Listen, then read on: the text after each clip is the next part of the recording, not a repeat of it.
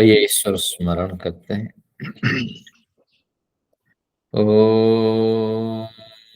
यह आत्मदा बलदा यस्य विश्व उपासते प्रशिशं यस्य देवाः यस्य छायामृतं यस्य मृत्युः कस्मै देवाय हविषा विधेम। ओम शांति शांति शांति।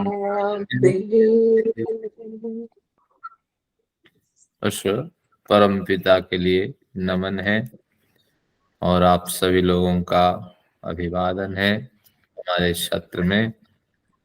और आज हम गीता का बड़े अंतराल के बाद थोड़ा सा स्वाध्याय करने का विचार बनाया है हम सब ने, तो उसका लाभ लेते हैं। पिछली कक्षाओं में हम चतुर्थ अध्याय में कुछ मंत्रों का अध्ययन चतुर्थ अध्याय से कर चुके हैं पिछली कक्षाओं में से, और उनमें 21 नंबर मंत्र हमने पढ़ लिया था। 22 का भी हमें अध्ययन आज करना है। 22 भी कर लिया था पिछली कक्षा में। 21 से 22 का स्मरण करते हुए 32 तक की आज की हमारी यात्रा रहेगी। तो पुराने विषय को थोड़ा स्मरण कराता हूँ। इस चतुर्थ अध्याय का नाम दिया गया है, व्यास जी ने स्वयं इस अध्याय का नाम दिया ज्ञान कर्म संन्यास योग। अब इस चतुर्थ अध्याय में जो विषय है वो ज्ञान परक है, कर्म परक है और संन्यास परक है। इस तरह 3 प्रमुख विषय है। इसको अगर एक कड़ी से जोड़ दें तो ज्ञान पूर्वक कर्म करके, ज्ञान पूर्वक कर्म करके और संन्यास को प्राप्त करना। संन्यास यानी कुछ चीजों को छोड़ना है, कुछ चीज शरीर यात्रा के लिए आपको ग्रहण करना है। तो इस तरह का जो विषय है ये चतुर्थ अध्याय का विषय है। और अगर बात की जाए कि हर अध्याय में महत्वपूर्ण विचार होते हैं, चतुर्थ अध्याय अत्यधिक महत्वपूर्ण विचारों से युक्त है कि पहले कर्म करने से पहले ज्ञान होना चाहिए। तो ज्ञान पूर्वक कर्म करके जो संन्यास की स्थिति प्राप्त होती है, संन्यास यानी कुछ त्याग करना, कुछ न्यूनतम साधनों को ग्रहण करना। संन्यास यानी सब कुछ छोड़ना नहीं। शरीर है, हमें एक वस्त्र चाहिए, लेकिन वैसा वस्त्र नहीं चाहिए जिससे 1000 लोगों का लाभ हो, 1000 लोगों का कल्याण हो सके। तो ऐसा वस्त्र, ऐसे अर्थ का विनिमय करके हमें वस्त्र नहीं पहनना। तो भवन भी जीने के लिए चाहिए, लेकिन ऐसा भवन नहीं बनाना कि 10 मंजिल खड़ा कर लेना। तो उस पैसे अगर समाज में जाता तो बहुतों का कल्याण होता। तो इस तरह न्यूनतम साधनों को ग्रहण करना, तो ये तब होगा जब ज्ञान होगा। तो फिर एक बार विषय को देखिए, ज्ञान होगा तो कर्म बढ़िया ढंग से निष्ठा के साथ होगा। और कर्म अगर निष्ठा के साथ होगा, ज्ञान कर्म, और इन दोनों से जो स्थिति प्राप्त होगी वो संन्यास की स्थिति प्राप्त होगी। कुछ ग्राह्य पदार्थों को ग्रहण करना, कुछ त्याज्य पदार्थों को त्याग कर देना। तो इस तरह प्रकरण है। आइए 21-22 महत्वपूर्ण बिंदु पिछली कक्षा के थे, उसको भी थोड़ा स्मरण करते हैं। चतुर्थ अध्याय 21 नंबर जो आपका है वो आप लीजिए और इसको एक बार स्मरण करें। क्या आप पढ़े थे पिछली बार? निराश्रियत चित्तात्मा जगत सर्व परिग्रह शारीरम केवलम कर्म कुर्वन्नाप्नोति किल्लेविषम। व्यास कह रहे हैं, कृष्ण और अर्जुन को पात्र बना करके कृष्ण के मुख से व्यास जी कहलवा रहे हैं। व्यास का सारा अनुभव इसमें है। व्यास कहते हैं निराश्रित, आशीर्वाद के चक्र में नहीं फंसना, फलाने साधु के यहाँ जाएं, आशीर्वाद करें तो हमारा कल्याण हो जाएगा, बाबा जी हमारे सिर में हाथ रखें तो हमारा कल्याण हो जाएगा, ये भावना न रखें। या तीर्थादि में जा करके जो वहाँ सेवा करते हैं, पंडे हैं और जो सेवक हैं, उनके पैर धूली पकड़ लेने से आपका कल्याण हो जाएगा, ऐसा कुछ नहीं है। या गंगा आदि नदी में स्नान करने से आशीर्वाद की प्राप्ति हो जाएगी। तो ये भावना छोड़ देना। क्यों छोड़ देना? इसमें बड़ा श्रम नष्ट होता है, मिलता कुछ नहीं है। और इसलिए निराशिर आशीर्वाद लेना है तो चेतन, उस परम चेतन से लेना। दो तरह के देव होते हैं, आज चर्चा में आने वाले हैं। तो देव यानी जड़ जड़ देवता होते हैं, चेतन देवता होते हैं। इन दोनों देवों से भी एक महादेव होता है, वो परम चेतन परमेश्वर। हमेशा आशीर्वाद की भिक्षा करनी है, भिक्षा मांगनी है तो उस परम चेतन से भिक्षा मांगनी है, आशीर्वाद की याचना करनी है। भले ही न उसका दिया हुआ या उसका आशीर्वाद हमें न दिखे, लेकिन आपको आत्म कल्याण, आत्म संतोष होगा और आपने अपना फर्ज निभाया, दायित्व निभाया, एक खुशी होगी, समय आपका बचेगा। तो निराशिर इस तरह आशीर्वाद की भिक्षा आपको नहीं मांगनी है, लेकिन ईश्वर से तो मांगनी है। यत चित्तात्मा, चित्त और आत्मा एक करके कार्य करना है। पहले मन में विचार उठाइए, फिर बार बार आत्मा से उसको गुनगुनाइए। अगर मन कहता है कि इस कार्य को करने से मेरा भी लाभ होगा, समाज का लाभ होगा, तभी वो कार्य करें। तो निराशी होना चाहिए, यत चित्तात्मा होना चाहिए। त्यगत सर्व परिग्रह, समस्त परिग्रह, परिग्रह यानी संग्रह। आपने जितना संग्रह बनाया है तो उसमें न्यूनतम संग्रह को रखें, बाकी सभी संग्रह दूसरों में बांट दीजिए। आपके छोटा सा संग्रह जिसे आप न्यूनतम समझते हैं, दूसरों के लिए वो महत्वपूर्ण है, तो वो संग्रह सब आप लुटा दीजिए। देखिए सर्दी का समय है तो आपके पास कितने स्वेटर है, कितने आपके पास साधन है, लेकिन आपको ध्यान रखना चाहिए कि त्यक्ता सर्व परिग्रह। हमारे खन्ना साहब जुड़ रहे, संदर्भ में बताता हूँ, चतुर्थ अध्याय है और श्लोक संख्या 21 है। कुछ तो चर्चा हो गई है। निराश्रित आशीर्वाद की भिक्षा दूसरों से नहीं लेनी है, ईश्वर से लेनी है। चित्त आत्मा इन सबको, मन और अंतःकरण को एक करके आत्मा से उसको स्वीकृति दिला करके वो कार्य करना चाहिए, जिससे आपका भी कल्याण हो, दूसरों का भी कल्याण हो सके। त्यगत सर्व परिग्रह, परिग्रह यानी संग्रहों को, आप सभी संग्रहों को त्याग कर दीजिए। जिसने कहा सभी संग्रह तो कोई त्याग करने से बचेगा नहीं, क्योंकि सभी तो आप लुटा नहीं जा सकता।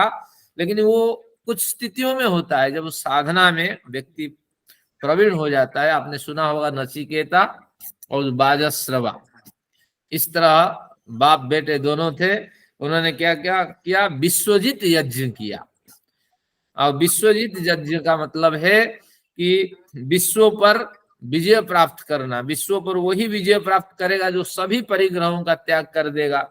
सब कुछ उसने, जो उसके पास था, बेटा तो गुरुकुल चला गया पढ़ने के लिए, पत्नी की मृत्यु हो गई, अब इन संग्रहों को ये बटोर करके करेगा क्या? कितना बढ़िया उसने दिमाग लगाया, बेटा पढ़ लिख करके आएगा, अपने प्रयत्न से कुछ करेगा कार्य।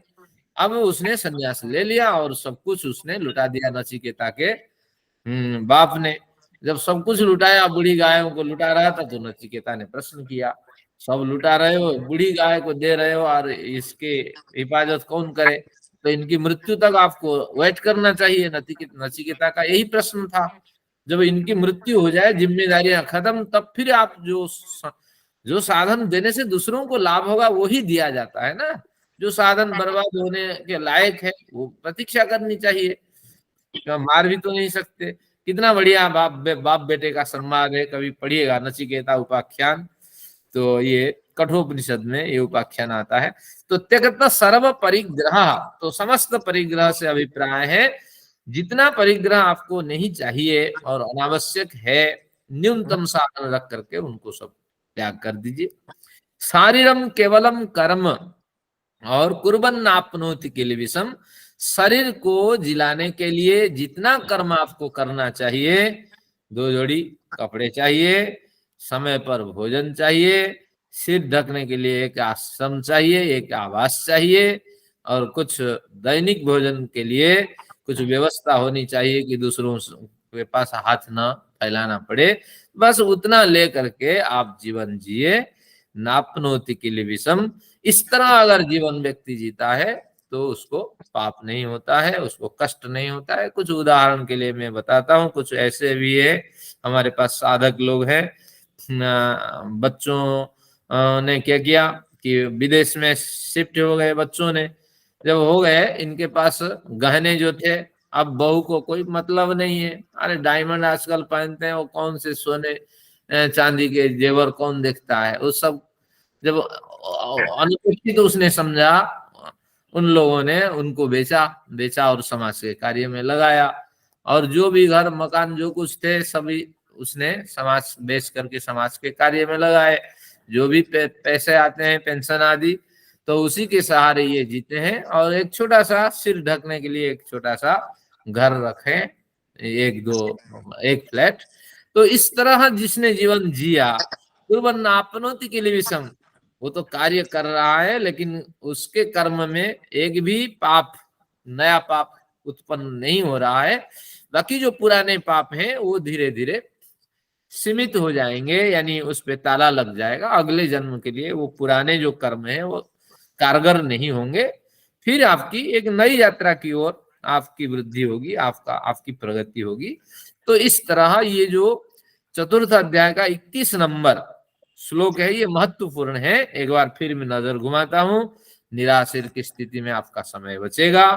यत्त चित्तात्मा, अंतःकरण और आत्मा से टटोल करके हर कार्य को करना चाहिए। न्यूनतम साधन रखिए और बाकी सब परिग्रह को लुटाते रहिए। हमारे साथ देखिए ये जुड़े हुए हैं जितेंद्र पावजा साहब, तो उन्होंने मुझे एक घड़ी एक बार गिफ्ट दी थी। मैंने पूछा क्या वजह है ना, जब रिटायरमेंट हुई थी तब बहुतों ने क्या की कि इस मुझे गिफ्ट दिया था, सभी गिफ्ट तो लुटाया, लेकिन एक घड़ी मैं आपको देना चाहता हूँ, आप लेना चाहें तो आप हाँ भरें, क्योंकि ये घड़ी मैं बड़े दिनों से संभाल के रखा था। अब इसकी कोई उपयोगिता नहीं है, आप उपयोग करें इसको। तो इस तरह देखिए ये त्यक्त सर्व परिग्रह, धीरे धीरे इस तरह अगर वृत्तियां होगी तो आध्यात्मिक यात्रा आपकी चलती जाएगी। शारीरम केवलम कर्म कुर्वन् आपनोति किल विषम, शरीर रक्षा के लिए कर्म करता हुआ आप चलेंगे तो निश्चित रूप से आपको पाप नहीं होगा, यानी नया पाप आपका उत्पन्न नहीं होगा। लेकिन पाप तो है, हमारे कर्माशय में पाप भरे पड़े हैं, हजारों जन्म हमने लिए हैं, अभी तो समझ हो रही है। तो इस तरह ये महत्वपूर्ण सूत्र है। आगे देखते हैं 22 नंबर श्लोक। यदृच्छा लाभ संतुष्टो द्वंद्वातीतो विमत्सरः, समः सिद्धावसिद्धौ च कृत्वापि न निबध्यते। यदृच्छा लाभ संतुष्टो द्वंद्वातीत विमत्सरः। यदृच्छा का मतलब है कि बिना मांगे, बिना इच्छा किए जो मिल जाए। आपने आपने कुछ नहीं मांगा, कुछ इच्छा आपने नहीं की, लेकिन कई बार आपको कुछ वस्तुओं की प्राप्ति हो जाती है। और यदृच्छा लाभ, यदृच्छा से प्राप्त जो लाभ है उससे अगर आप संतुष्ट हो जाते हैं, यानी बिना इच्छा किए जो लाभ आपको मिल जाए उसी से संतुष्ट होने की आप कोशिश करें। ये तो ये सन्यासी वृत्ति की बात कही गई है। हमें यदृच्छा लाभ तो कुछ नहीं होता है गृहस्थियों को, क्योंकि हमें प्रयत्न पूर्वक लाभ प्राप्त करना होता है। लेकिन कुछ सन्यास ऐसे होते हैं, उनको कोई भेंट कुछ पहुंचा दिया, कोई कोई वस्त्र दे दिया, कोई कुछ धन दे दिया। एक बार तो स्वामी विवेकानंद जो आर्य सन्यासी, उन्होंने कहा कि मुझे किसी ने कहा कि मैं कोठी बेच के 50 लाख रुपए देना चाहता हूं आपको। तो स्वामी जी ने कहा मुझे पैसे क्या करना है, तो बस आप मेरे ट्रस्टी से बात करें, कोई बड़ा आश्रम खुलवा जाए। तो कहीं रोहिणी में उन्होंने कुछ काम शुरू किया है। तो इस तरह एक बार मैंने उनको सुना था। तो यही है यदृच्छा लाभ संतुष्ट, यानी निष्प्रयास अगर कुछ मिल जाए तो उससे आप संतोष की वृत्ति प्राप्त करें, उनको यथायोग्य व्यवहार में लगाएं। द्वंद्वातीत, द्वंद्वों से अतीत, द्वंद्व यानी लड़ाई झगड़े और राग द्वेष, तो राग द्वेष से परे चले जाए। द्वंद्व यानी दोनों के जोड़ा, राग और द्वेष जिसे आप चाहते हैं वो ना मिले तो आपको गुस्सा चढ़ता है, उसको द्वेष कहते हैं। और जिसे आप चाहते हैं उसको हर हालत में प्राप्त करना चाहते हैं, ये राग है। और उसके द्वारा की गई जो गलतियां हैं उसको भी माफ करते हैं। उसने अगर अच्छाई की है तो उसकी भी तारीफ करते हैं, और गलती की तो उसको भी आप स्वीकार करते हैं। तो इस तरह राग भी आपको परेशानी में डालने वाला है, राग यानी आसक्ति। और जो द्वेष है वो भी परेशानी में डालने वाला है। तो द्वंद्वों से परे रहे व्यक्ति निष्प्रयास मिलने वाले साधनों से खुश रहें, शत्रु और मित्रता से रहित होने की चेष्टा करें।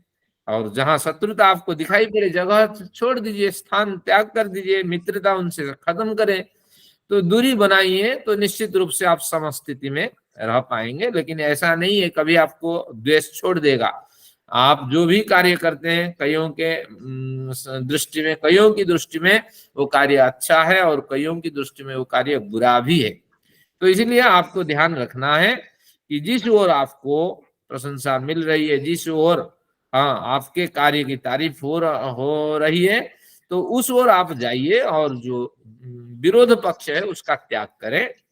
विमत्सरः, मत्सर शब्द का अर्थ है ईर्ष्या। ईर्ष्या नहीं करनी। कईयों को ईर्ष्या कईयों की होती है, हमारी भी होती है। पति पत्नी दोनों घर में रहते हैं, किसी की तरक्की हो जाए और बिना श्रम किसी को कुछ उपलब्ध हो जाए, तो इस तरह ईर्ष्या भी उत्पन्न होने लगती है। ईर्ष्या यानी जलन।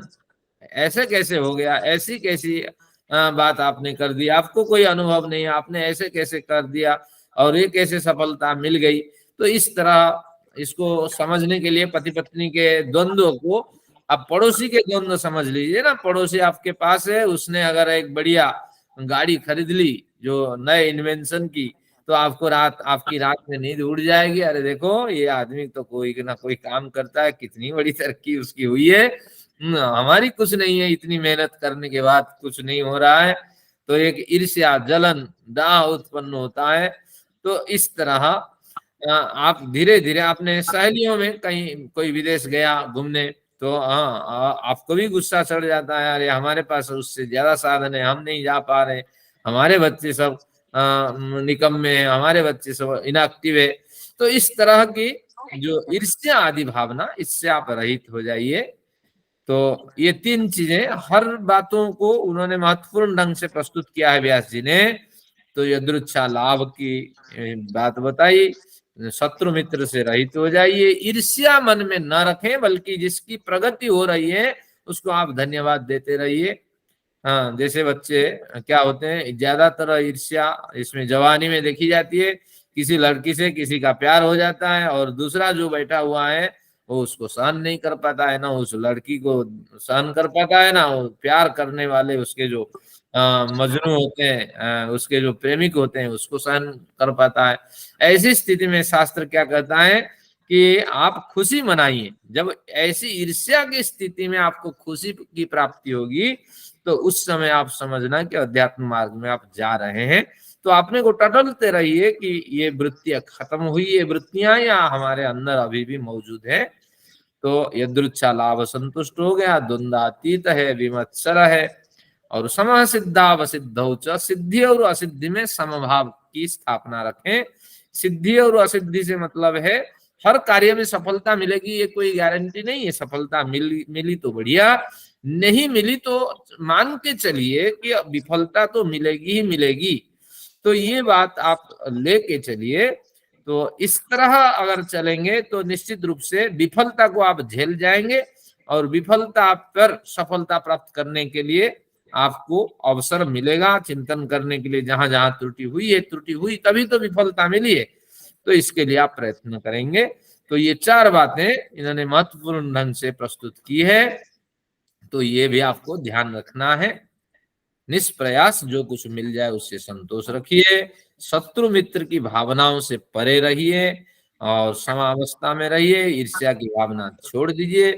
सिद्धि और असिद्धि मान के चलिए, हमेशा सफलता नहीं मिलेगी, हमेशा एक कक्षा नहीं चलेगी, और हमेशा पढ़ी हुई चीजें मुझे मेरे स्मरण में आने वाली होगी ये भी नहीं है, और हमेशा ये शत्रु मित्र नहीं रहेंगे, और हमेशा ये पति पत्नी का जो संबंध है, जो संयोग है, ये बने रहेंगे, ऐसा भी नहीं है, कई बार जवान बेटा भी हमारा साथ छोड़ देगा और कई बार पुत्रहीनता, कन्याहीनता, संतानहीनता की स्थिति से हमें गुजरनी होगी। तो ये सब आपको लेके चलना है, तब जाकर के इस संसार में आप आनंद को अनुभव कर पाएंगे। तो आगे देखते हैं 23 नंबर। आज का प्रकरण महत्वपूर्ण है, जो आज से अभी से शुरू होता है, तो समय पे कक्षा समाप्त करेंगे। तो अब देखते हैं आज का प्रकरण हम कितना कवर करते हैं। इसमें गत संगस्य मुगतस्य ज्ञानावस्थित चेतसः यज्ञयाचरतः कर्म समग्रम प्रविलीयते। एक बार और पढ़ते हैं। गत संगत संगस्य मुगतस्य ज्ञानावस्थित चेतसः यज्ञयाचरत कर्म समग्रम प्रविलीयते।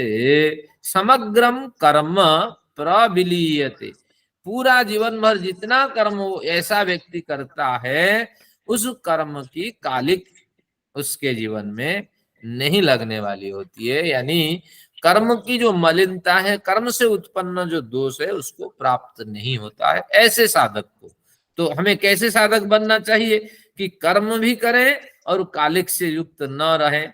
अरे काजल की कोठरी में हम गए और सारा कार्य किए और जब वापस आए हमारे शरीर में कालिक भी नहीं लगी है, तो क्या बढ़िया बात है। ये कौन सी तरीका है, देखते हैं। गत संगस्य मुगतस्य, आसक्ति से, गत संग, संग से रहित हो जाना, संग यानी आसक्ति। आसक्ति से मतलब क्या है कि हमें खुशी मिलेगी, एक दूसरा व्यक्ति होगा तो उसके कारण खुशी मिलेगी। पत्नी होगी तो खुशी मिलेगी, परिवार में पति होगा तो खुशी मिलेगी, हाँ बच्चे होंगे तो खुशी मिलेगी। ये भावना हमें त्याग कर देना चाहिए। खुशी तो आंतरिक विषय है। अपने अंदर हम अगर अच्छा कार्य करेंगे, ईमानदारी के साथ व्यवहार करेंगे, तो उससे मिलने वाली खुशी वास्तविक खुशी है। पत्नी या बच्चों से मिलने वाली खुशी खुशी नहीं। तो इसलिए कहा आसक्ति को आप त्याग कर दें। तो आसक्ति किस तरह की आसक्ति है कि गत संगस्य मुक्त से, आसक्ति दो तरह की होती है। एक तो सुख को भोग लेना, सुख में मुझे ज्यादा से ज्यादा सुख मिले, एक तरह की ये, और दुख मेरे से दूर हो जाए। तो इसके लिए हम निरंतर प्रयत्न करते रहते हैं, दूसरों को अधिक ना मिले, मुझे अधिक मिले। दूसरों से मैं अच्छा कपड़ा पहनूं, पत्नी से भी मैं बड़े दामी चीजें पहनूं, पति से भी मेरा स्थान बढ़िया हो। तो ये भोजन भी मैं बढ़िया समय पे और बढ़िया भोजन करूं। ये भावना क्या करती है कि अपने के अंदर अपने आसक्ति को बढ़ाने वाली होती है। तो इसको भी आपको छोड़ देना है, प्रवाह के अनुसार जो आपको मिल जाए उससे खुश रहना है। और फिर दुख मेरे से हट जाए, निरंतर उसके लिए हम प्रयत्नशील रहते हैं। तो इससे भी आप क्या करना, प्रयत्न तो करते रहना है, लेकिन शरीर रक्षा के लिए आप दुखों को आप हटा सकते हैं। लेकिन शरीर रक्षा के साथ साथ, हाँ मेरे बच्चों के, हाँ मेरे पति के, और क्या है कि मेरे रिश्तेदारों के, इन सब के दुख हटते जाएं। इस तरह अगर प्रयत्न करते रहेंगे, स्वयं ही बीमार हो जाएंगे। क्योंकि दुख तब हटेगा, क्योंकि 3 तरह की ऐषणाएं हमारे पास होती है ना, लोकेषणा, वित्तेषणा, पुत्रेषणा। तो इससे क्या होगा, दूसरों को दुखों से रहित करने के अभिप्राय से हम जो भी कर्म करते हैं उसके पीछे तर्क यह है कि लोगों से हमें तारीफ मिले, प्रशंसा मिले। तो निश्चित रूप से हम अपनी जो सुरक्षा है उसको ध्यान नहीं दे पाएंगे, जिससे क्या होगी कि शरीर हमें ईश्वर ने दिया है, इस शरीर में हम बड़े कार्य करने हैं। जैसे शरीर के विपरीत आचरण करेंगे तो निश्चित रूप से शरीर का पतन होगा। तो जब शरीर पतन होगा तो बड़ा कार्य नहीं कर पाएंगे। शास्त्र यही कहता है कि गत संगस्य मुक्तस्य, आप आसक्ति से रहित हो जाइए, दुखों से अपने को निवृत्त करने का भरसक प्रयत्न करें। लेकिन बाहरी दुनिया में जो आप दुखों को दूर करने का प्रयत्न करते हैं, उसमें सामान्य आपका श्रम रहे, क्योंकि आप व्यक्ति जिंदा है, अपने जो आश्रित है उनकी भी मदद कर सकता है। लेकिन अगर इसमें रेशियो आप निकालें, अनुपात निकालें, अपनी सुरक्षा के लिए अत्यधिक हमें श्रम करना होता है, और दूसरों की सुरक्षा के लिए कम श्रम करना होता है। ये सामान्य स्थिति की बात है। लेकिन शास्त्र क्या कहता है? गत संगस्य मुक्तस्य, पूर्णतः आसक्ति से रहित हो जाइए, प्रयत्न करते रहिए। और लेकिन सफलता मिले या विफलता मिले, हाँ, इस पे आप अत्यधिक ध्यान न दें, क्योंकि साधना के क्षेत्र में अगर हमेशा मेरे दुख दूर हो जाए, इसमें लगे रहेंगे, झाड़ू लगाते रहेंगे कमरे में, बीमारियां न आए इसके लिए प्रयत्न करते रहेंगे, तो साधना हो नहीं पाएगी। तो बढ़िया देखूं, इस भावना से भी अपने को खुशहाल बनाने लगेंगे तो सरदार जैसे खोपड़ी बांध करके और कई तरह के हथियार लेके घूमता है, निरर्थक घूमता है, तो उस तरह आपका श्रम व्यर्थ होगा। लेकिन सामान्य श्रम तो करना ही है, अपने को सुख देने के लिए और अपने से दुख हटाने के लिए। ये भाव है इसका। एक बार फिर देखिए, गत संगस्य मुक्तस्य, आसक्ति से आप रहित हो जाइए, मुझे अधिक खुशी मिले, मेरे से दुख पूर्णतः निवृत्त हो जाए, तो इसके पीछे समय नहीं बर्बाद करना। ज्ञानावस्थित चेतसः, क्या करना क्या न करना ये ज्ञान है। तो अवस्थित चेतसः, चेत यानी बुद्धि, बुद्धि आपके ज्ञान से परिपुष्ट हो जाना चाहिए। तो कैसे होगी? जब इन ग्रंथों का आप अध्ययन करेंगे, इनसे प्राप्त ज्ञान ही आपको खुशी देने वाला होगा। तो निश्चित रूप से आपको ये समझना पड़ेगा, जब तक आप इनका अध्ययन नहीं करेंगे तब आपको आनंद की प्राप्ति नहीं होगी। एक बढ़िया बात बताता हूँ, मेरी माताजी की मृत्यु हुई कुछ दिन पहले। हाँ, तो मुझे रोना नहीं आया। क्या बढ़िया बात है। मैं बार बार सोच रहा था, अरे बड़ा अवदान है मेरे शरीर की रक्षा के लिए। मैं कोशिश करता रहा कि रोऊं, लेकिन मैं रो नहीं पाया। ये जो ज्ञानावस्थित चेतस की स्थिति है, तो बढ़िया मैंने खाना खिलाया मेरे, और आराम से मृत्यु के समय पे भी मैं उनको तकिया पे सुलाया, सब कुछ चश्मदीद गवाह है, लेकिन मुझे रोना नहीं आया। ये बड़ी आश्चर्य की बात है। लेकिन पिताजी की मृत्यु हुई थी, मैं फिर भी रोया था। लेकिन ये स्थिति कुछ बदल गई है। तो धीरे धीरे इस तरह ग्रंथों का अध्ययन करते हुए तो आप क्या करिए कि ज्ञानावस्थित स्थिति को प्राप्त करिए, निश्चित रूप से आपको उससे लाभ मिलेगा। फिर आगे क्या कहते हैं? यज्ञयाचरत कर्म समग्रम प्रविलीयते। ऐसा जो साधक है, आसक्ति से रहित है और अर्थ साहित्यों का अध्ययन करके वास्तविक ज्ञान से जो युक्त हो चुका है, यज्ञाय आचरत कर्म समग्रम प्रविलीयते, यज्ञ के लिए जो कर्म करता हुआ जीवन जीता है, यज्ञ यानी लोक कल्याण, उसका सारा प्रयत्न रहता है लोक का कल्याण हो, लोक यानी समाज का कल्याण हो।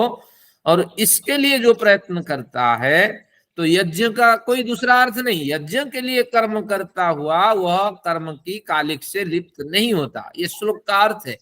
तो यज्ञ के लिए, यज्ञ यानी देव पूजा, संगतिकरण, दान, तो निश्चित रूप से यज्ञ का एक सूक्ष्म अर्थ निकाला जाए, एक शब्द से कहा जाए कि आत्म कल्याण और समाज कल्याण का नाम ही यज्ञ है। जहां समाज कल्याण को ही यज्ञ कहते हैं, वहां आत्म कल्याण भी छिपा हुआ होता है।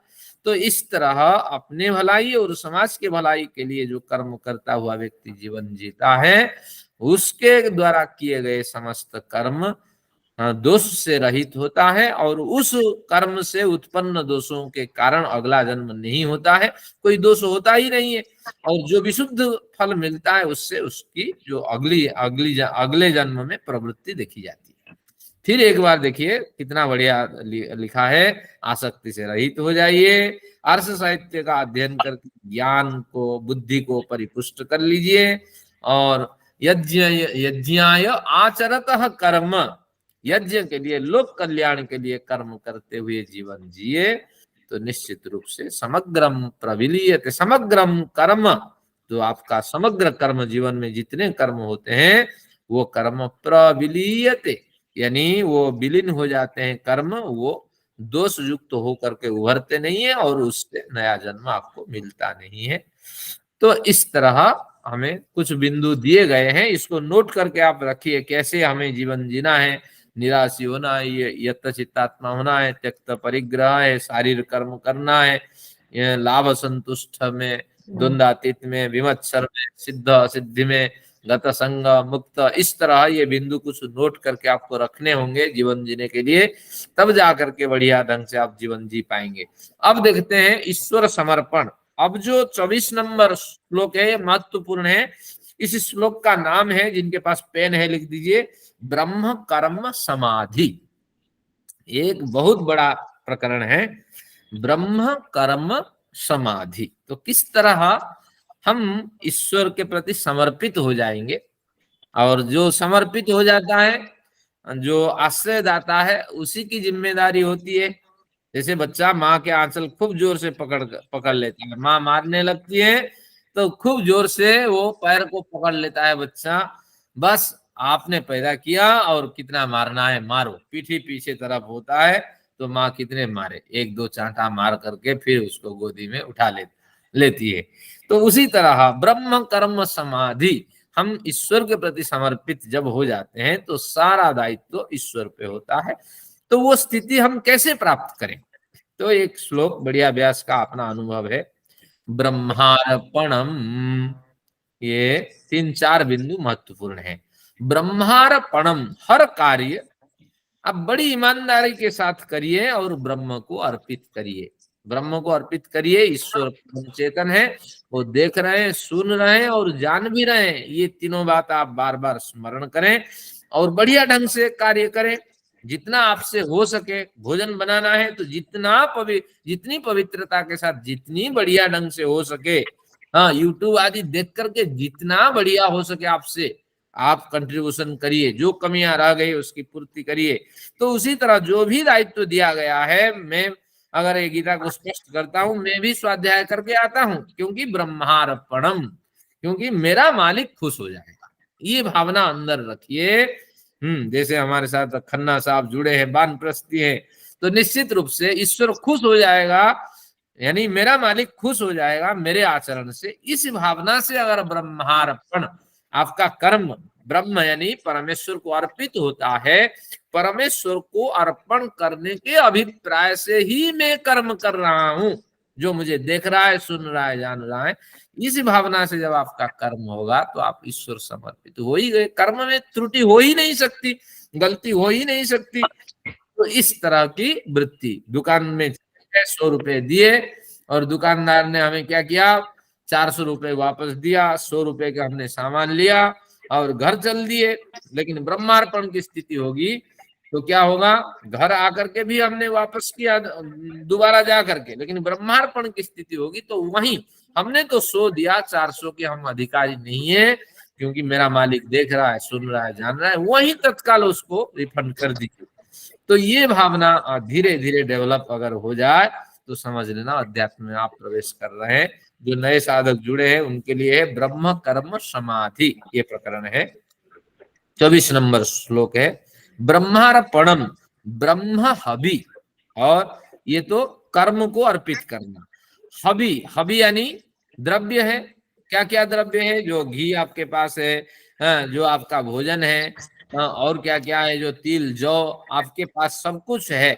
जो द्रव्य आपके पास उपलब्ध है जिससे आप जीवन निर्वाह करते हैं, जो वस्त्र आपके पास है जिससे जीवन निर्वाह करते हैं, जो भवन आपके पास है जिससे जीवन निर्वाह करते हैं, तो समझ लेना ये भी ब्रह्ममय है। तो न्यूनतम साधन को आप व्यवहार में लेना, लेकिन उन साधनों को की बर्बादी नहीं करना, उनको भी साफ स्वच्छ बनाए रखना, क्योंकि ईश्वर इसके रग रग में विद्यमान है, इनका दुरुपयोग हमें नहीं करना है। तो इस भावना से ही इनका ग्रहण करना है। कई बार भोजन अत्यधिक माताएं बनाती हैं, मुझे पता है, मेरी माता जी हुआ करती थी, माता जी कहती है नहीं, भोजन तो कुछ बचना चाहिए। तो बार बार माता जी कहा करती थी भोजन बचना चाहिए, और बचना चाहिए इसके पीछे क्या तर्क है? क्योंकि भोजन, कई बार मैंने भी प्रश्न किया कि हमें बचाने की जरूरत नहीं है, जितनी हमें चाहिए उतना ही भोजन हमें लेना चाहिए, न बनाना चाहिए, बिल्कुल नाप तोल के हिसाब से आप भोजन करें। तो माता जी हंस पड़ती थी, और जो भोजन बचता था तो माता जी कुत्ते को और गाय को खिला देती थी, लेकिन ये नहीं बताती थी। इसको मुझे तलाश करना पड़ता था कि क्या ये जो बचा हुआ भोजन का उपयोग कैसे होता है, कहीं फेंकती नहीं थी। तो बस ये कुछ मुझे समझाने में उनकी त्रुटि हुई। तो लेकिन मैंने समझ गया, कुछ थोड़ा अत्यधिक बनाती थी और भोजन के बाद वो देती थी, इनकी जैसी व्यवस्था थी। तो अब आपको समझना चाहिए कि ब्रह्म हवि आपको बचाना नहीं चाहिए, क्योंकि समय बदल गया है, परिस्थितियां बदल गई है। गाय आज देने के लिए आप जाएंगे तो वहां गाय भी नहीं मिलने वाली है। तो ऐसी स्थिति में एक भी अनाज आप बर्बाद न करें, क्योंकि ये ब्रह्ममय है। अगर वो अनाज बचेगा तो दूसरों के काम आएगा, भले ही आपका काम न आए। तो इस तरह ब्रह्म हवि, हाँ, कई बार वेदांत दर्शन की चर्चा हम करते हैं, वहां भी कहता है जो अंकुरित अनाज आप मूंग को अंकुरित कर लेते हैं, लेकिन आपने प्रयत्न पूर्वक उसमें एक आत्मा का आधान किया है, लेकिन एक अंकुर अगर आप छोड़ देते हैं और ऐसे फेंक देते हैं तो आपको पाप लगने वाला है।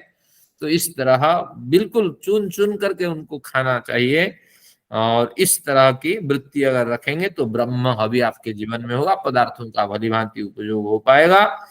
इस तरह ब्रह्म हवि ये भावना रखनी चाहिए। हाँ, तो अब मैं एक और बढ़िया बात उदाहरण के रूप में दे देता हूँ। बजाज साहब हमारे साथ जुड़े होते हैं, वो बढ़िया नया स्वेटर नहीं पहनते, तो मैंने कहा क्यों नहीं पहनते हैं ना, जब पुराना है ही। तो अब मैं बूढ़ा आदमी हूँ, नया पहन के जाऊं, लोग हंसेंगे, यार क्या बूढ़ा आदमी फैशन बना रहा है। तो अब इससे मेरा काम चल जाता है, बाकी जो पैसे मिलता है तुम्हें, वो पैसे बचता है, हर साल मुझे एक दो जोड़ी कपड़े खरीदने होते हैं, तो वो पैसे समाज में मैं दे देता हूँ। दूसरों की वो मदद करते हैं। तो कैसे जीवन, बिल्कुल जो पुराना है उसी को पहन करके आते हैं, लेकिन पुराना है कहीं फटा है, देखो मुझे भी कई बार कहें, जब फटा नहीं है बिल्कुल बढ़िया है तो आप टिप्पणी क्यों करते हैं। तो मुझे कुछ नया खरीदना नहीं है, क्योंकि मेरे नए पहनने से कोई समाज में मेरी बड़ी प्रतिष्ठा हो जाएगी, ये बात नहीं है। तो इस प्रयोजन से मैं नहीं पहनता हूं। तो बड़ी सीख मुझे समाज से भी मिलती है, मैं आपके साथ शेयर करता हूं। आप भी इसी तरह जिए, क्योंकि अब जब प्रतिष्ठा कोई बड़ी नहीं मिलने वाली है तो न्यूनतम साधन के साथ हमें जीवन जीना है। तो इस तरह ब्रह्मार्पणम ब्रह्म हवि, हवि का मतलब जो साधन हमारे पास है उसको ईश्वर समझ करके ईश्वर के साथ जैसे व्यवहार किया जा सके ऐसे इसके साथ व्यवहार करें, इनका उपयोग करें। ब्रह्माग्नौ ब्रह्मणाहुतम, ब्रह्म अग्नि चारों ओर जल रही है और मैं स्वयं ब्रह्ममय हूं। ब्रह्ममय कर्ता द्वारा ब्रह्म अग्नि में आप होम कर रहे हैं, ये विचार आप बनाइए। क्या कहा, ब्रह्मणा, ब्रह्ममय कर्ता के द्वारा, मैं स्वयं ब्रह्म, मेरे रग रग में ब्रह्म विद्यमान है, तो मेरे द्वारा जो भी सोचा जा रहा है, जो भी किया जा रहा है और जो भी किए जाने वाले हैं वो सब उस ईश्वर के लिए ही किए जाने वाले हैं। इस भावना से हमेशा आप जुड़े रहें। पहले में यही कहा था, जो काम आप करते हैं ईश्वर को समर्पित करें। दूसरे में कहा जो साधन आपके पास है वो ब्रह्ममय है, इस भावना से उन साधनों का उपयोग करें। अब थोड़ा उसको और बढ़ाया, मैं भी ब्रह्ममय हूं और उस ब्रह्ममय में स्वयं ही उस ब्रह्म में लीन होने के लिए, उस ब्रह्म को अनुभव करने के लिए, उस ब्रह्म के महत्व को समझने के लिए सारा प्रयत्न कर रहा हूं। इस भावना से हमेशा आप जुड़े रहिए। यानी मैं ईश्वर से कभी अलग हुआ ही नहीं, और कोशिश करने पर ईश्वर से मैं अलग हो नहीं सकता। ईश्वर मेरे पार्थिव शरीर के रग रग में विद्यमान होकर के आत्मा के जर्रे जर्रे में विद्यमान है। तो इस तरह मैं, मेरे द्वारा निरंतर हर कार्य में ईश्वर के प्रति हवन किया जा रहा है, यानी ईश्वर के प्रति समर्पण भाव व्यक्त किया जा रहा है। मैं ईश्वर से जुड़ा हूं, ईश्वर मुझसे जुड़ा है, इस भावना के साथ आप संसार में जिए। फिर क्या कहता है, ब्रह्मैव तेन गंतव्यम ब्रह्म कर्म समाधिना।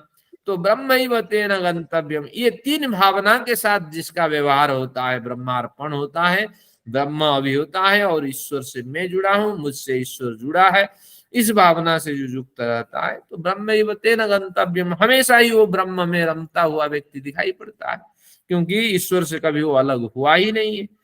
तो इसलिए ब्रह्म कर्म समाधि, ये भावना, इसी भावना का नाम ब्रह्म कर्म समाधि।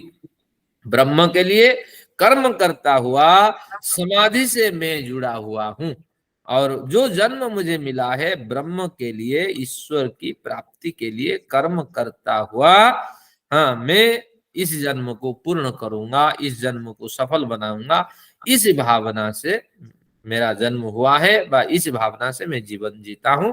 तो ऐसी स्थिति से जो व्यक्ति गुजरता है तो निश्चित रूप से ईश्वर उसका कल्याण करता है। यानी हमेशा ब्रह्म में आप जुड़े हैं, ब्रह्म आपसे जुड़ा हुआ है, ये स्मरण रखने के लिए ये 3 बिंदु आपको रखना, याद रखनी है।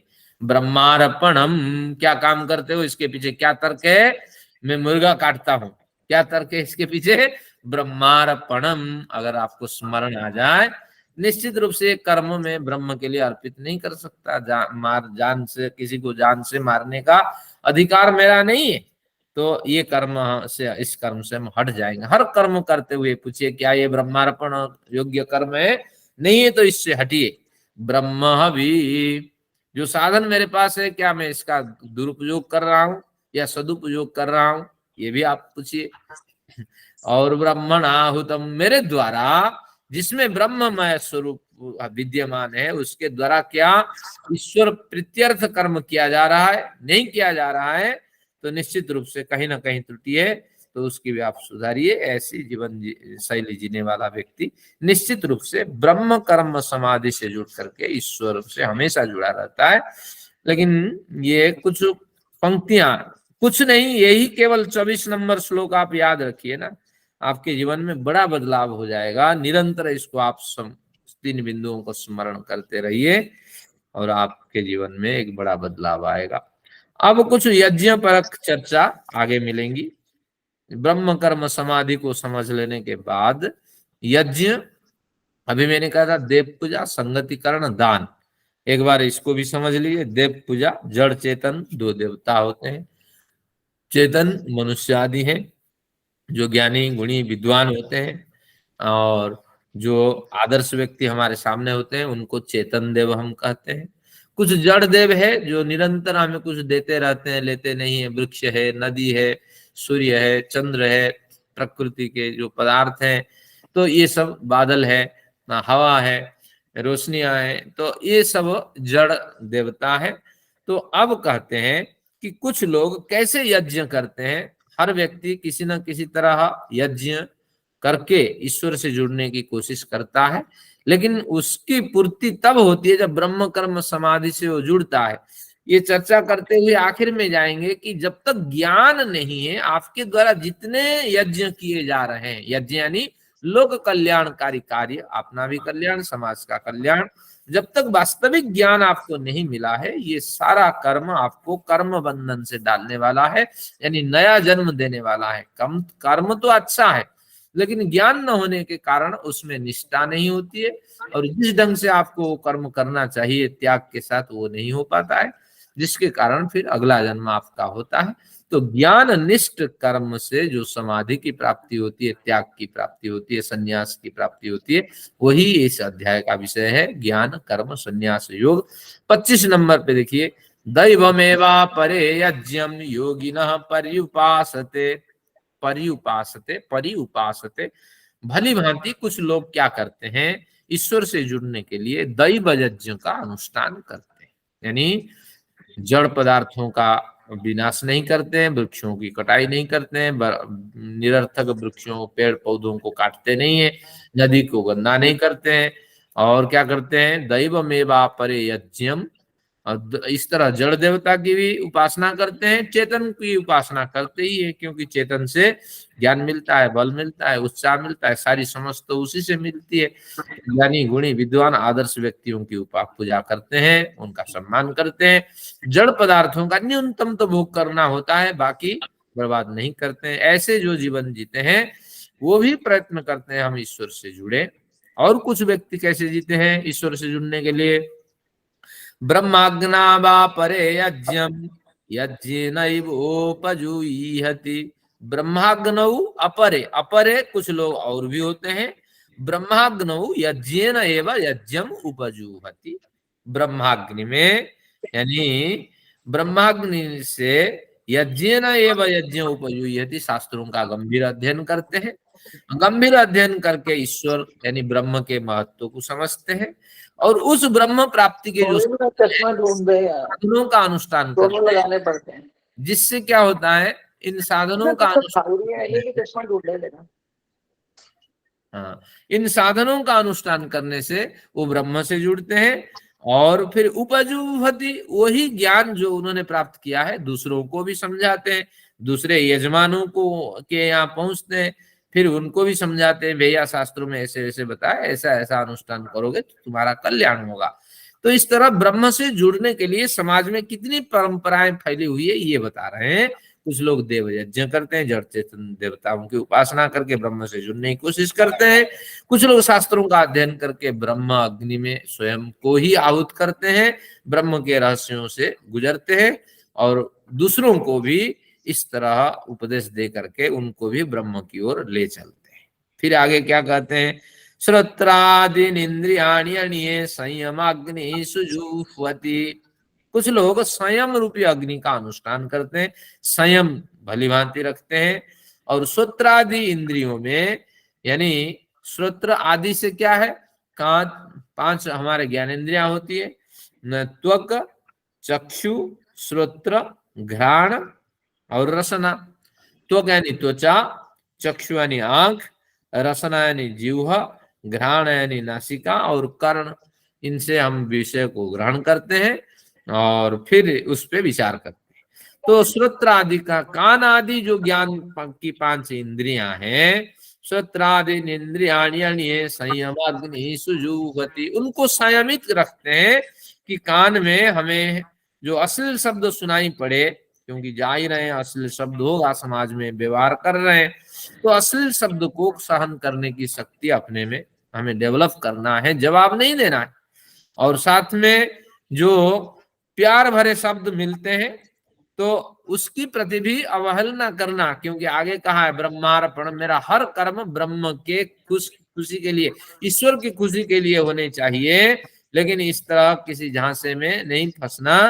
तो इस तरह जो प्यार भरे शब्द होते हैं उनसे भी अपने बचाव रखना। क्यों बचाव रखना, प्यार भरे शब्द को सुन करके उसमें फंसेंगे तो साधना के लिए कम समय निकाल पाएंगे। प्यार तो सबको ही करता है, जिसकी स्वार्थ की सिद्धि हो जाती है वो आपको प्यार भरे वचन बोलता है। कैसे आपको दुकानदार बोलता है आइए आइए आइए बैठिए, हाँ क्या चाय मंगाऊं, हाँ क्या कोल्ड ड्रिंक्स मंगाऊं, किस तरह दुकानदार, हमारे तो कुछ व्यापारी लोग बैठे हैं वो जानते हैं। तो इसलिए जहाँ स्वार्थ की पूर्ति होती है वहां बड़ी तारीफ मिलती है, लेकिन उससे भी बच के आपको रहना है। और इस तरह कुछ साधक क्या करते हैं, संयम रूपी अग्नि से श्रोत्र आदि जितने इंद्रियां हैं उनसे अपना बचाव करते हैं। शब्दादि विषयान्य इंद्रियाग्नि सुजुह्वति। कुछ लोग क्या करते हैं, शब्दादि विषय, शब्द, स्पर्श, रूप, रस, गंध, ये कुछ 5 तन्मात्राएं होती हैं और उन्हीं विषयों में जब ये चीजें मिलती हैं वहीं उसको शांत करने की कोशिश करते हैं। इसको कैसे समझेंगे, ठंड है, त्वचा में जबरदस्त ठंड लग रही है, तो हम क्या करें, त्वचा को ऐसे बलशाली बनाएं, एक मानसिक स्थिति ऐसी उत्पन्न करें ठंड आए और त्वचा में टकरा करके वो समाप्त हो जाए। तो इस तरह की अगर हम अंदर से एक मानसिक स्थिति उत्पन्न कर दें, मानो त्वचा रूपी इंद्रिय से उसका जो विषय है, स्पर्श रूपी विषय, वो हवन हो गया, वो समाप्त हो गया। तो उसी तरह शब्द कम बोला करें और जब बोले सत्य बोले, बस ये शब्द पे आपका कंट्रोल हो गया। सुने, जब सुनने की बात हो तो बस जो शब्द प्रतिक्रिया देने लायक है उसी पर प्रतिक्रिया दें, सब पर प्रतिक्रिया न दे। फोन बड़े आप दुरुपयोग करते हैं, अपने प्रयोजन जिनसे है उतना ही संबंध रखें, बाकी संबंध से दूर रहें। तो इस तरह या अपना जो साधना आदि के समय है, आजकल तो बड़ी व्यस्तता होती है, तो कई रिश्तेदार होते हैं, तो इसको यूं समझ सकते हैं, साधना आदि के समय पर आया हुआ कोई भी कॉल आप अटेंड न करें। अब जो साधना से भिन्न समय है जाके पूछिए भैया क्या प्रयोजन है, क्या है, फिर धीरे धीरे आपको इन पे अधिकार प्राप्त हो जाएगा, कैसे आपको समाज से व्यवहार करना। ऐसा नहीं कि हर बात पे आपको फोन उठाना है और हर परिस्थिति में आपको उसका जवाब देना है। तो इस तरह इंद्रियाग्नि में शब्द आदि विषयों का हवन कर दीजिए और इंद्रियों में संयम अग्नि को प्रज्वलित करिए। सारी इंद्रियां मानो संयम रूपी अग्नि से होम को प्राप्त कर रही हैं। तो इस तरह वृत्ति बनाइए, यानी इन दोनों पे आप संयम रखें, इंद्रियों में और उनके विषयों में। तो ईश्वर की ओर जाने के लिए ये भी एक मार्ग है। कुछ लोग ऐसा भी कहते हैं, और कुछ कहते हैं 27 में, थोड़ी शीघ्रता से चलेंगे, 10 मिनट कवर कर लेंगे। सर्वाणि इंद्रिय कर्माणि प्राण कर्माणि चापरे आत्म संयम योगाग्नौ जुह्वति ज्ञान दीपिते। सर्वाणि इंद्रिय कर्माणि प्राण कर्माणि चापरे। समस्त इंद्रियों के कर्म इंद्रिय परिस्थिति के अनुसार मांगती है, सुख सुविधा तो मांगती है, ठंड है, इंद्रियां तो कहती है भैया हार्ट अटैक हो जाएगा, तुरंत हमें कपड़े पहनना चाहिए। हाँ, इंद्रियां क्या करती है, सूचना भेजती है, और मन कहता है भैया जो भी साधन है उसको ओढ़ ले, नहीं तो आप मर जाओगे। तो सर्वाण इंद्रिय कर्माणि, इसी तरह हम संडे है, अवसर है, इंद्रियां भी कहेगी भैया सो जाओ थोड़ा, क्या फर्क पड़ता है, वही तो ये आत्मदा बलदा नमः संभवाय 2-4 मंत्र बोलना है, क्या 10 बजे बोलने से नहीं होगा? कौन जल्दी सुबह बोल देंगे तो कौन देखने वाला है? तो बस अब थोड़ा सो जाओ 8 बजे। हमारे बच्चे तो, आज मेरी एक बेटी है वो कहती है अरे 8 बजे से पहले बता ही देता हूँ, मुझे कोई नहीं बुलाना। तो बस सर्वाणि इंद्रिय कर्माणि, तो ऐसे इंद्रियों के जो कर्म अंदर ये इंद्रियां उत्पन्न करती हैं, इन कर्मों को प्रस्तुत करती हैं, तो प्राण कर्मणि चापरे और अपरे, इन सर्वाणि इंद्रिय कर्माणि प्राण कर्मणि, इनको ज्ञान दीपित आत्म संयम योगाग्नौ जुहति। कुछ ज्ञान से युक्त हो करके आत्मा को संयम करके आप क्या करें कि इन पे आप विजय प्राप्त करें। ज्ञान से युक्त हो जाइए, वही जो आत्मदा बलदा मुझे करना है, जब करना है मैं दोपहर को भी घंटे सो सकता हूँ, लेकिन जो शास्त्रीय विधि है, जो नियम है, उसके विपरीत नहीं जा सकता। विधि और नियम होते हैं, तो मुझे समय पे जाग जाना है, और वही जाग करके भले ही मैं बाद में सोऊं, लेकिन मुझे शास्त्रीय सिद्धांत के विपरीत नहीं जाना है। इस तरह ज्ञान से युक्त होकर के आत्मा को संयम करके समय से आप उसकी उपासना साधना आदि करें। और आत्म संयम योगाग्नौ जुहति ज्ञान दीपिते। प्राण कर्मणि चापरे, प्राणायाम मुझे करना है, बंद कर दिया मैंने उसने। प्राणायाम मुझे करना है, इस भावना से युक्त हो करके आप क्या करें, जो प्राणायाम से पूर्व जो क्रियाएं हैं वो उससे निवृत्त हो जाइए। तो क्या क्या क्रियाएं प्राणायाम से पूर्व करना चाहिए ना? प्राणायाम से पूर्व आपको मोशंस क्लियर करने चाहिए, आपको मोशंस क्लियर करके व्यायाम आदि से संपन्न होके तो इस स्थिति को प्राप्त करके प्राणायाम करना चाहिए। मोशंस क्लियर नहीं तो प्राणायाम आप क्या करेंगे? तो इसलिए ये सब तब होगा जब ज्ञान को बार बार स्मरण, पढ़े हुए ज्ञान को, सुने हुए ज्ञान को मनन करेंगे और आत्म संयम, अपने में संयम रखेंगे, तब आप समस्त इंद्रियों की मांग पर विजय प्राप्त कर सकेंगे और प्राणायाम आदि की क्रिया भली भांति कर सकेंगे। और ये तब होगा जब आपके अंदर ज्ञान होगा और आत्म संयम की स्थिति आपको प्राप्त होगी। 28 पे कहते हैं द्रव्य यज्ञास तपो यज्ञ योग यज्ञास्तथा परे स्वाध्याय ज्ञान यज्ञाश्च यतयः संसित व्रता। यति लोग संशय में पड़ते हैं भैया कितना यज्ञ करें। यज्ञ लोक कल्याणकारी कार्य, कुछ लोग लोक कल्याण के लिए द्रव्य यज्ञ करते हैं। द्रव्य यज्ञ का मतलब है कि द्रव्यम देवता हवि, ये शौच सूत्र का वचन है, यानी द्रव्य देवता हवि, द्रव्य सामग्री आदि पदार्थ, बहुमूल्य पदार्थ, औषधीय पदार्थ, कुछ घी और देवताओं का स्मरण करना।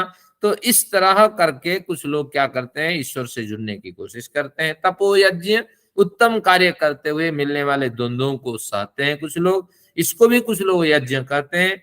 योग यज्ञ परे, योग यज्ञ से अभिप्राय है यम नियम का पालन करके निश्चित रूप से वो अपने को सुदृढ़ बनाते हैं, बलिष्ठ बनाते हैं, मनोबल बढ़ाते हैं, उत्साह बढ़ाते हैं अपने। तो इस तरह ईश्वर से जुड़ने की कुछ कोशिश करते हैं। स्वाध्याय ज्ञान यज्ञाश्च, कुछ लोग स्वाध्याय करते हैं, दैनिक स्वाध्याय करते हैं, अपने गलतियों पे आत्मसमीक्षा करते हैं अपनी गलतियों पर, और कुछ आर्ष ग्रंथों का अध्ययन करते हैं। ज्ञान यज्ञाश्च, कुछ लोग ज्ञान यज्ञ से युक्त होते हैं, जो आधिकारिक विद्वान होते हैं, ज्ञानी होते हैं, आदर्श व्यक्ति होते हैं, उनके चरण में बैठ करके कुछ सुनने की कोशिश करते हैं। तो इस तरह यज्ञ के बहुत से स्वरूप है। देखिए 25 से यज्ञ शुरू हुआ, देव यज्ञ कहा, फिर आगे क्या कहा कि ब्रह्म यज्ञ कहा, फिर कैसे संयम अग्नि संयम यज्ञ कहा, फिर इंद्रिय यज्ञ कहा, फिर आगे क्या कहा कि ज्ञान दीपित आत्म संयम यज्ञ कहा, फिर द्रव्य यज्ञ कहा, तपो यज्ञ कहा, योग यज्ञ कहा, स्वाध्याय यज्ञ कहा और ज्ञान यज्ञ कहा। यज्ञ यानी समाज कल्याणकारी कर्म। तो समाज कल्याण और आत्म कल्याण जिससे हो, तो ऐसे कर्मों का अनुष्ठान करके बहुत से लोग ईश्वर से जुड़ने की कोशिश करते हैं। और बस 2 श्लोक है, इसको भी मैं कवर करता हूं 5 मिनट में। अपाने जुहति प्राणम प्राणे पानम तथा परे, जो प्राणायाम करते हैं वो भी एक यज्ञ है, क्योंकि अपान वायु जो है उसको प्राण वायु से कुछ लोग जोड़ते हैं। जब प्राणायाम करते हैं, रेचक पूरक कुंभक, और जो आपका रेचक होता है उस वायु का नाम अपान। तो अपाने जुहति प्राणम, पहले रेचक करते हैं, इसके बाद फिर प्राण को अंदर प्रवेश कराते हैं।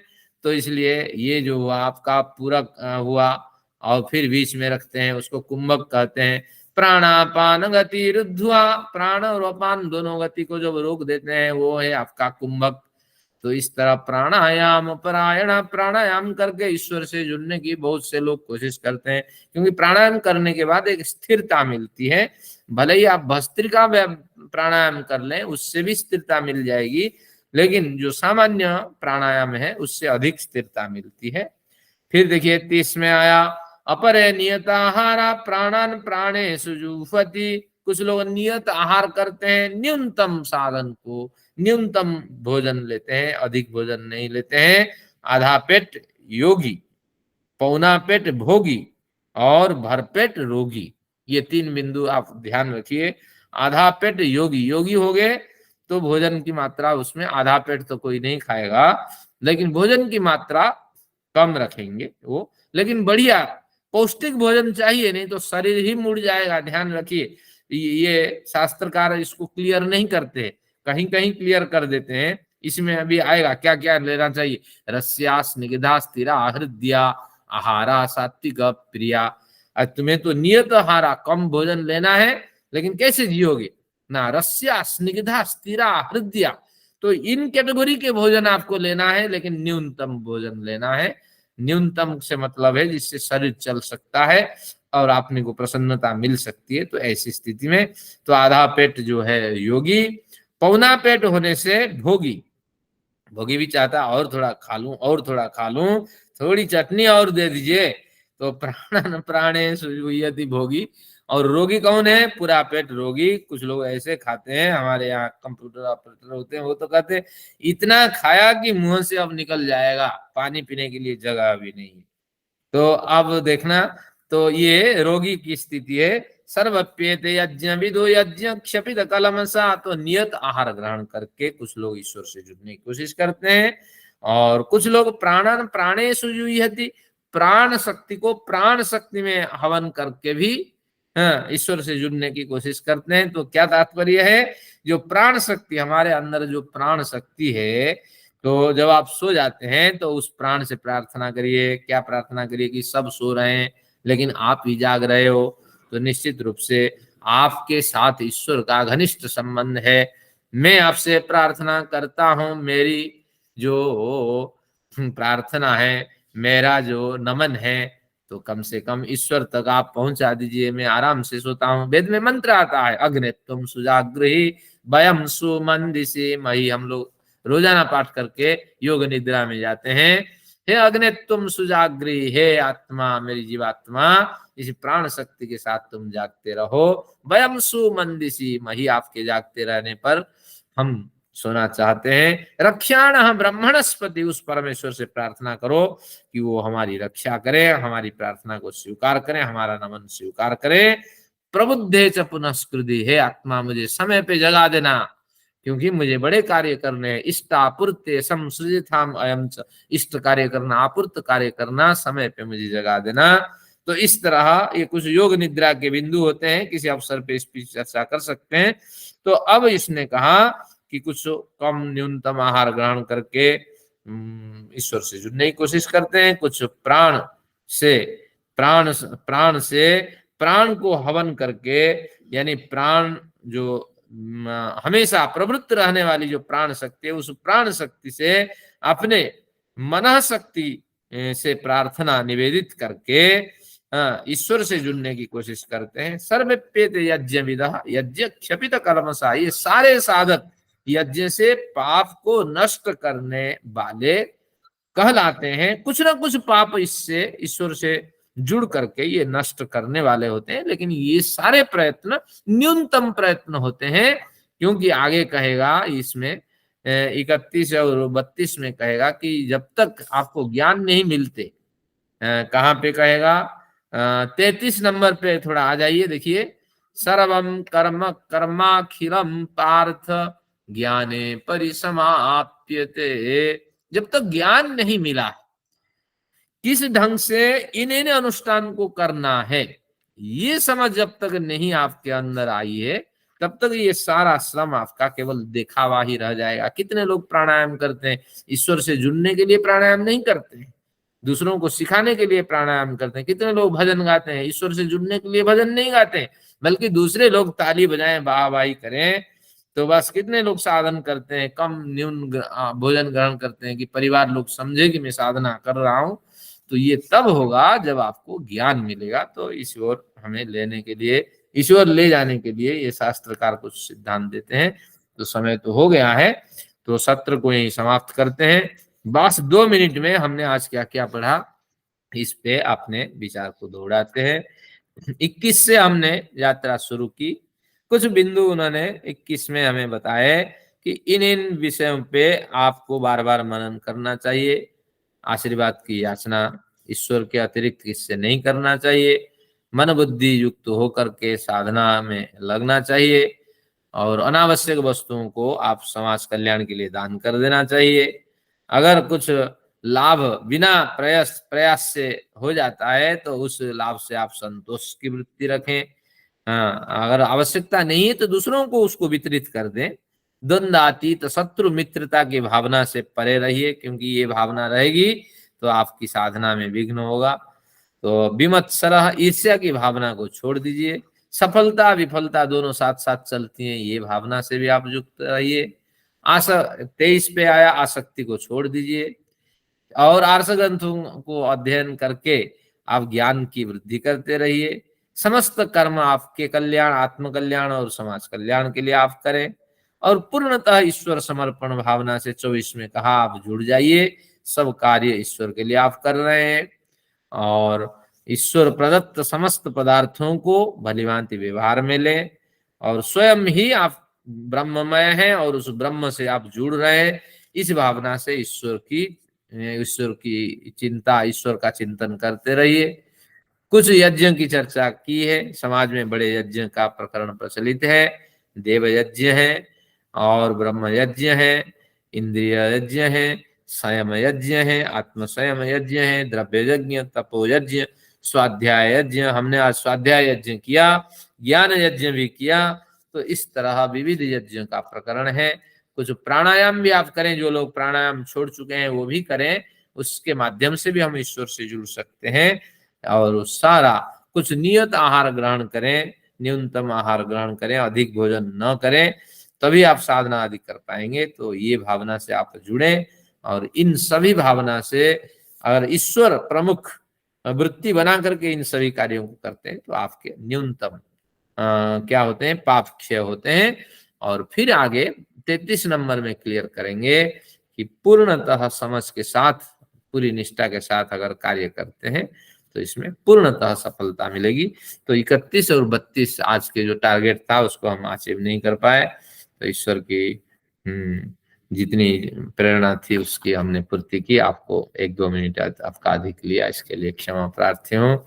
और आप इस तरह अपनी यात्रा आगे करते रहिए, बढ़ाते रहिए। व्यास जी का धन्यवाद करते हैं। सत्र समाप्त यही होता है। आप सभी लोगों का बहुत बहुत धन्यवाद। आप अपने कार्य में लग जाइए। आइए शांति